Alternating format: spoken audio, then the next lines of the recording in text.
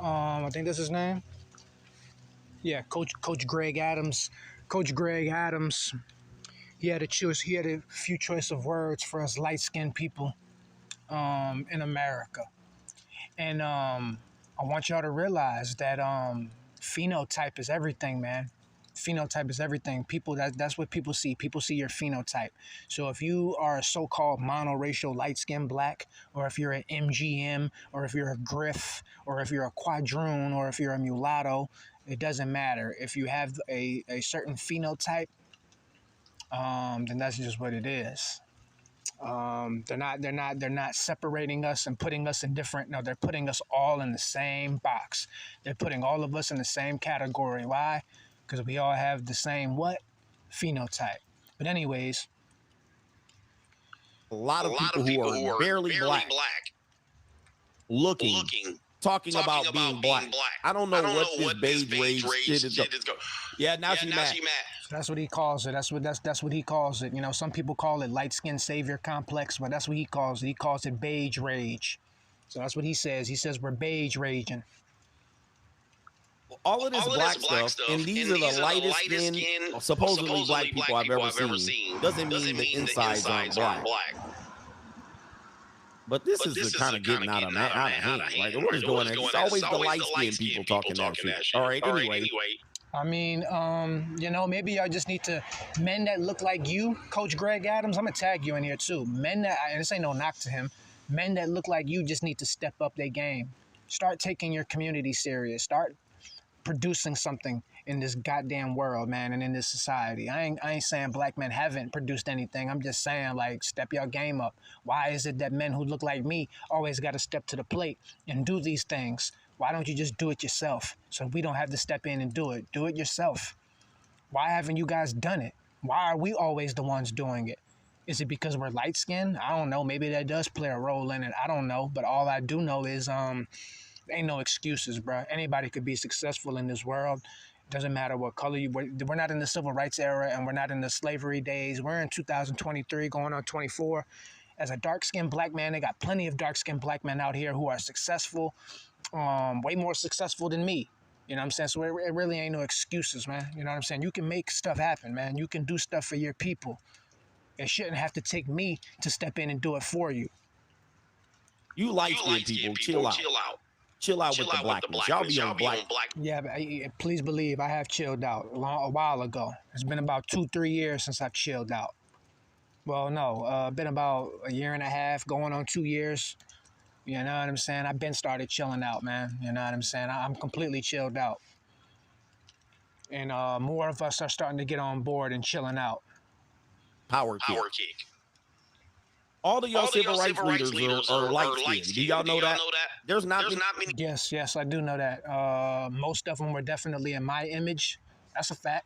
I don't know if it's because we're light-skinned. I don't know. I see some people saying, white society accepts us a little. They're a little bit more accepting of us, and that's probably why. That was maybe the reason why. I don't know. I don't know what the reason was. I don't know if it's because y'all were just soft and weak, and you had to get another man to step in and do the work for you. I don't know. I don't know which one it was. But you had some dark-skinned civil rights leaders, like Martin Luther King Jr. is the most well-known civil rights leader of all time. So with that being said, I'm finding that statement hard to believe that, it's because white people accept us more. But it's like, bro, the white people hate Malcolm X. If you ask the average white person in America today about Malcolm X or Huey P. Newton, they would hate those two men, but they would love Martin Luther King Jr. They would love Martin Luther King Jr. I mean, they would love Bob Marley. I mean, everybody loves Bob Marley, but when it comes to, the civil rights, movement in America, in the States, man, the white man hates Huey P. Newton. The white man hates Malcolm X, but they love Martin Luther King Jr., and I wonder why. But he's a dark-skinned black man, ain't he? Look just like you, Coach. Look just like you, Coach Greg, and you know that. And he was the most popular, most successful civil rights leader ever. So I don't even want to hear it, man. At that point, I'm thinking y'all were just soft. And I'm thinking that you needed another man that looks like me to come and step in and do the job for you. That's how I feel. civil rights leaders that was like brown, darker than me. The only one is Martin Luther King and Jesse Jackson. And Martin Luther King was, oof. Al Sharpton. The rest of y'all civil rights leaders, white boys. I'm just playing. Barely American. Barely American black. Like they wouldn't even qualify for, and Marcus Garvey. They wouldn't even qualify for a rep. See, these dudes is calling people like Huey P. Newton and Malcolm X. You're saying these men were barely black? Now I can understand if you said something like me, you know what I'm saying, because I have a black parent and a white parent. But Huey P. Newton and Malcolm X were like 75% black. They were only a quarter white. But you see, it's because their phenotype. So it goes back to my original point. These people don't care about your DNA results and your percentages. They care about what you look like. They're not about to sit here and go take your DNA test and try to figure out if you're 75 or 65 or 55 or 40. They're not about to worry about that. They're looking at what you look like. It brings me back to my point that I've been trying to make. Racist check. All of your leaders. All of them. Rosa Parks. W.E.B. Du Bois. Booker T. Washington, Malcolm X, Farrakhan. I mean, you got up and down the goddamn. All right, anyway. Rachel Dolezal, making all these Huey P. Newton light skin. Beige Rage. All the yos. What is going on? Just name them up and down. Not many dark skins out there. Dark-skinned people be chilling. Barack Obama, Kamala Harris. You're absolutely right. Y'all be chilling. Y'all be chilling too much. And y'all need to, bro, you need to get up off your behind. You guys need to get up off your behind and go put in some work for your community and for your people. And stop looking for me to do it for you. Because that's exactly what y'all are doing. Y'all are looking for me to do it for you. And it's not happening, Playboy. It's not happening. A lot of y'all, I ain't gonna say all of y'all, but a lot of y'all are looking at me to do it for you. Keep it real. None of these people are black Americans, barely.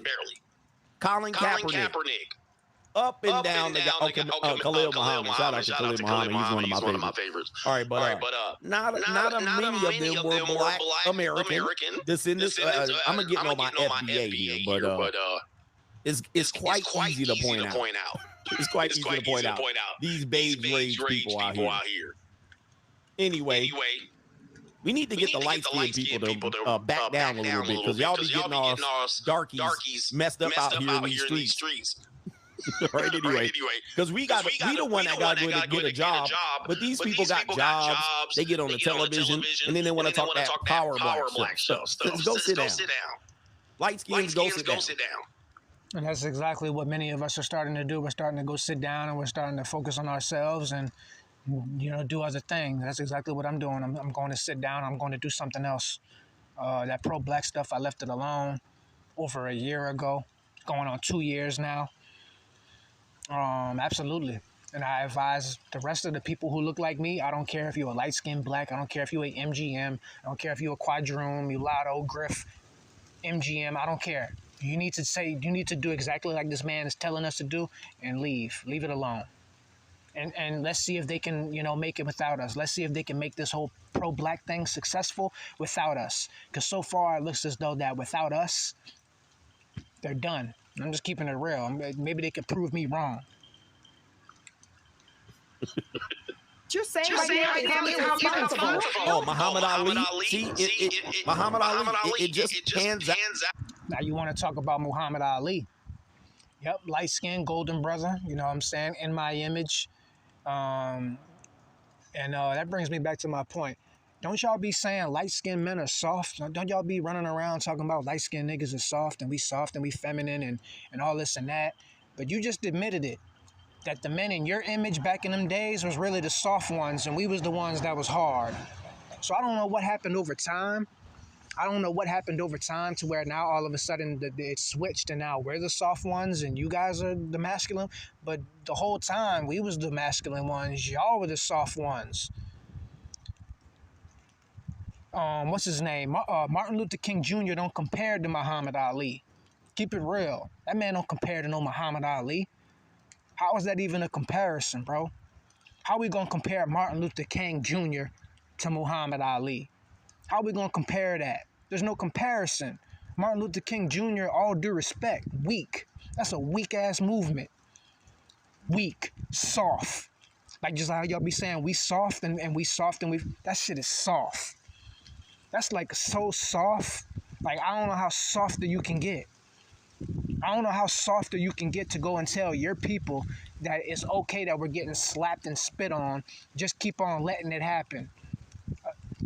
Keep on letting it happen. If you get smacked, turn the other cheek and let them smack the other cheek. I don't know how soft you could be, man. How soft can you get, dog? How soft can you get?